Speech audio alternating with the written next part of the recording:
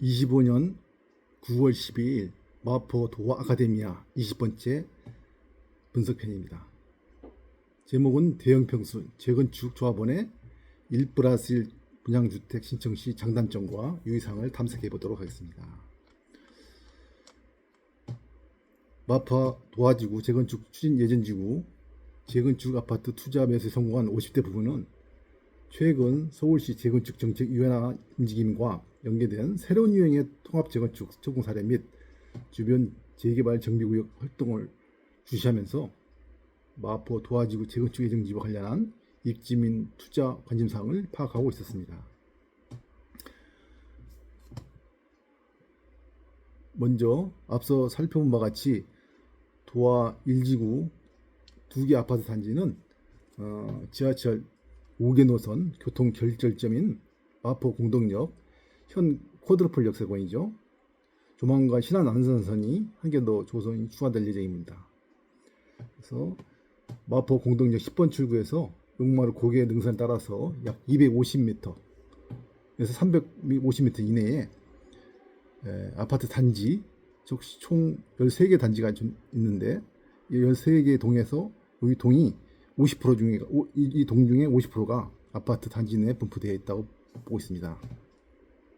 두 번째로 이 두 개 아파트 단지는 메인 도로인 세창로와 단지 내 출입 정문에서 약 30에서 50m 정도에 같이 쓰고 있는 관계로 재건축 개발 호재 여건 측면에서 도화 현대 아파트 단지와 도화 소양 아파트 단지 통합 재건축 또는 결합 재건축이 당연히 예상되는 수준이므로 관련되는 인근 역세권 재개발 정비사업 동향 및 1+1 분양제도 내용을 숙지하고 선제적 입주권 투자 리스크 대응을 필요한 상황이라고 파악됩니다.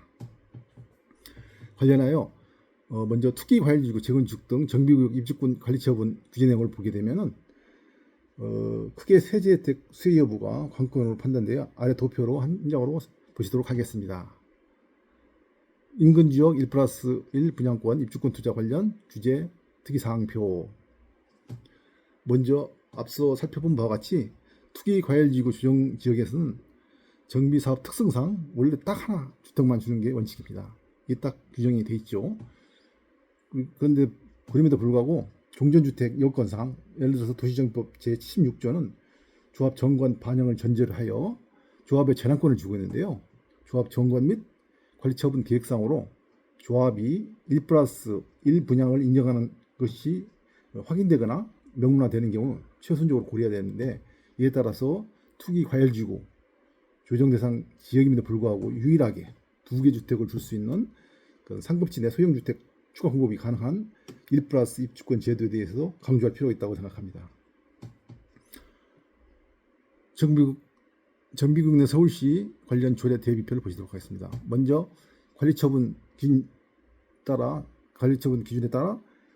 조합원 공급주택은 앞서 발표본 것 같이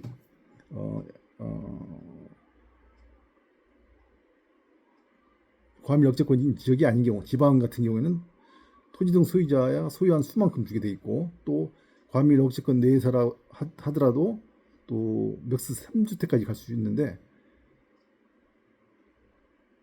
다만 투기 과열지구에서는 딱 한 주택만 가능하다고 하시죠. 그럼에도 불구하고 그런데 투기 과열지구 또는 조정지역 대상임에도 불구하고 2주택을 줄 수 있는 경우가 있습니다. 이것이 바로 1+1 주택 분양제도인데요. 76조 제 6호에 보시게 되면은 종전가액의 범위 또는 종전주택의 전용면적의 범위 내에서 2주택을 공급할 수 있고 이중 1주택은 주거 전용면적이 60제곱미터 이내이면 되겠습니다. 이 소형주택은 그러니까 주택 준공 이후에 이전 고시를 하게 되는데 이전 고시 다음 날부터 3년 이내에는 전매가 불가능하게 되어 있습니다. 이 규정을 살펴봤고요. 다음은 그럼에도 불구하고 1+1 주택은 재건축 재개발 조합원이라면 누구나 줄 수 있는 것인가? 아니죠. 자세히 보도록 하겠습니다. 먼저 첫 번째 요건은 1 플러스 분양 요건이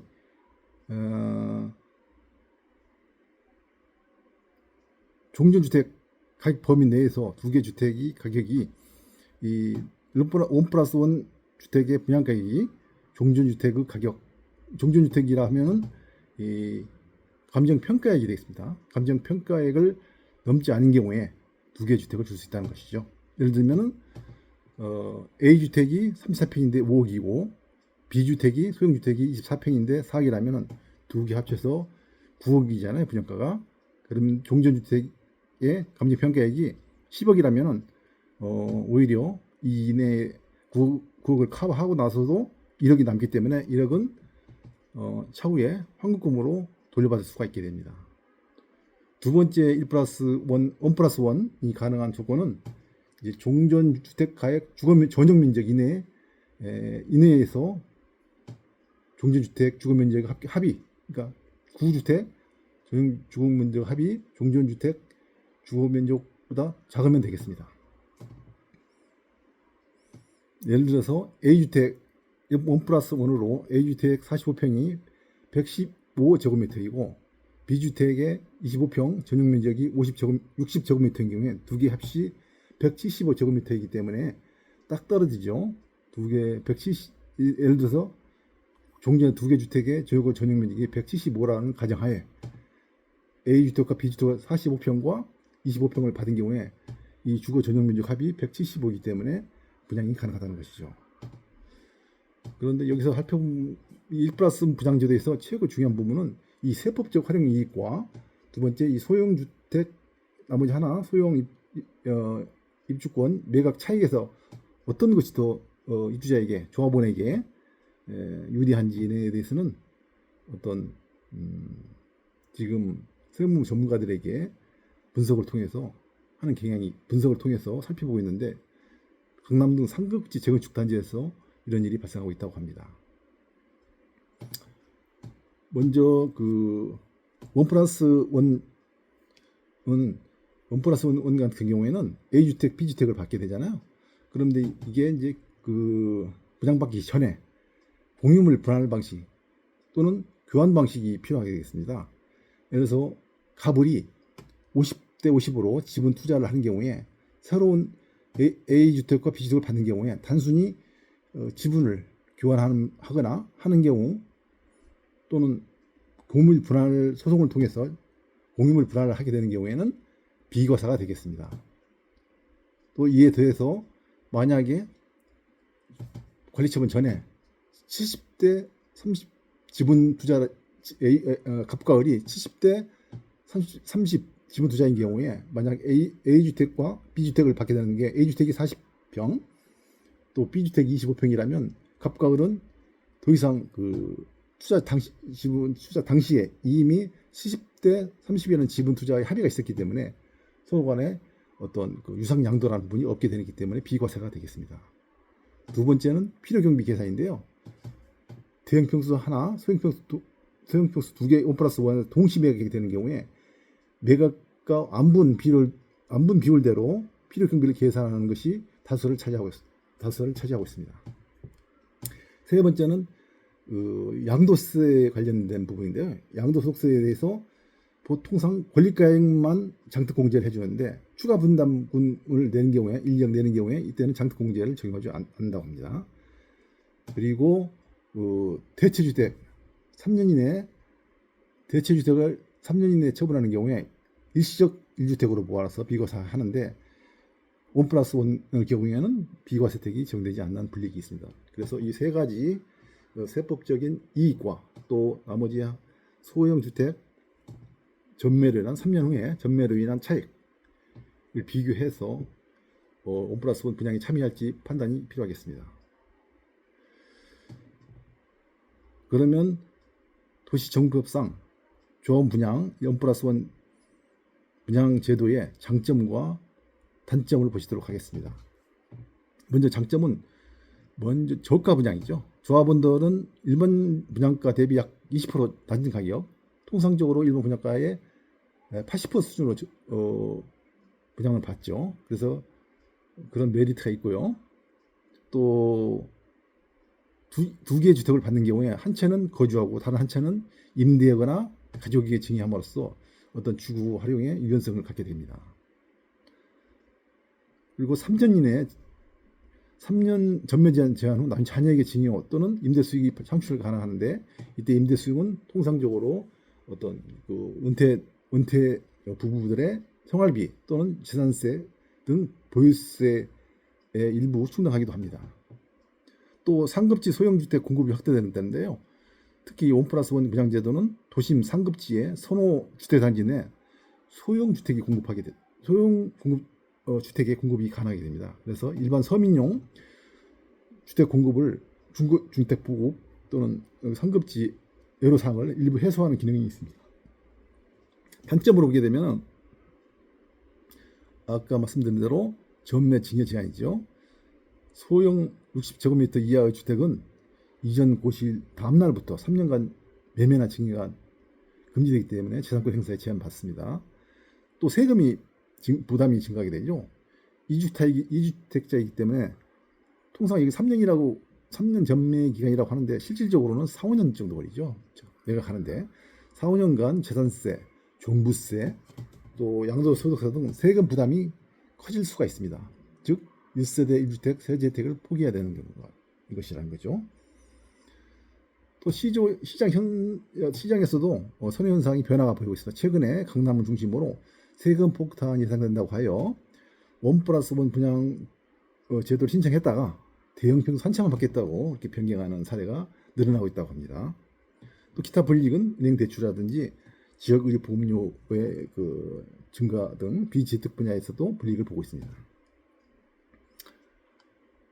그럼 도시정비법 조합원 1+1 분양 조건 및 최근 동향은 자세히 요약해 보도록 하겠습니다. 1+1 분양 조건을 보시면 먼저 분양 대상으로 조합원은 종전주택 면적 또는 시세가 큰 조합원을 대상으로 하는데요.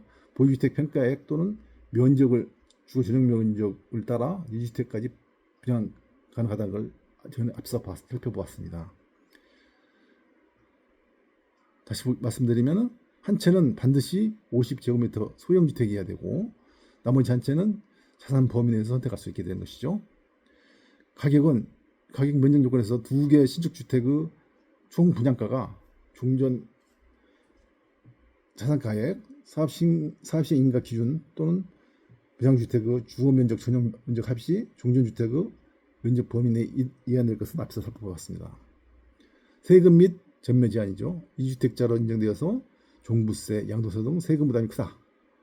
또 추가 분양된 소형주택은 4, 5년간 전매가 제한되었다는 점으로 요약될 수 있겠습니다. 실제 운영상 예로사항으로는 조합원 다주택 인정에 따라 세금 폭탄, 전매 제한 등의 리스크로 인해 실제 상급지 고급단지 중심으로 시행률이 떨어지기도 합니다. 그리고 이에 대한 반성으로 2024년 국회에서 60제곱미터 이하 기준 소형주택의 아예 분양권 관련 양도소득세를 폐지하자는 입법 제의가 있었고, 또 일부 의원 같은 경우는 주택 산정에서 아예 배제해서 어떤 1세대 1주택 혜택을 누리도록 이렇게 개정 발의가 있었습니다. 관련해서 도화지구 주변 추진 관련 1+1 부자도 유인 제도를 탐색이 필요하겠습니다. 결론적으로 말씀드리면 서울시 유사 사례 벤치마킹을 통해 도화지구 정비사업 추천 시 앞서 언급한 서울시 재건축 공공기여제도, 공적지원제도 관련 긍정적 수용을 통해서 이를 주민들에게 소통하고 예정지구내 입주민 또는 예상 잠재적 입주민을 대상으로 조합원 1+1 부장 제도에 대한 취지, 메리트에 대해서 홍보함과 동시에 또 정부를 상대로 해서 그런 1+1 제도라는 게 어떤 서울시 내에서 주택 공급, 소형주택 공급, 선호주택 공급이 어떤 장점이 있지 않습니까? 이런 부분들을 강하게 어필해서 어떤 정책, 이익 제한 등이 필요하므로 이를 설명회 등을 통해서 전파하고 어떤 주민들의 어떤 공감대 형성을 통해서 어떤 추진 동력을 확보할 필요가 있다고 판단됩니다. 감사합니다. 코이즈 부동산이었습니다.